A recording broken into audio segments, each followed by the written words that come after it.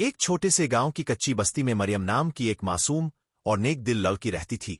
मरियम दिन रात मेहनत करती, लोगों के कपड़े धोती, खेतों में काम करती, मगर इसकी झोंपड़ी में गुर्बत ही गुर्बत थी। अक्सर इसके घर में खाने को एक नवाला भी ना होता, मगर फिर भी मरियम के चेहरे पर सब्र और शुक्र का नूर नजर आता। एक दिन वो पानी भरने के लिए गांव के पुराने कुनवें पर गई। ये कुनवा सदियों पुराना और सुनसान सा था।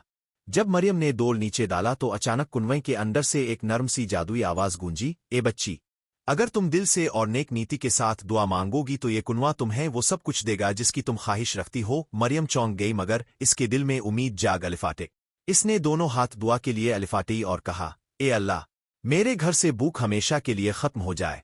अगली सुबह जब मरियम जागी तो इसने अपने सहन में हैरत अंगेज मंजर देखा। जमीन पर सुनहरी सके बिखरे हुए थे, जो सूरज की रोशनी में जगमगा रहे थे। मरियम की आंखों में खुशी के आंसू आ गए, लेकिन इसने फौरन सोचा कि ये दौलत सिर्फ मेरे लिए नहीं है। इसने सिक्कों से खाना बनाया और गांव के भूखे बच्चों और गरीब औरतों में बांट दिया। सब लोग खुशी से इसके घर के बाहर जमा हो गए और दुआएं देने लगे।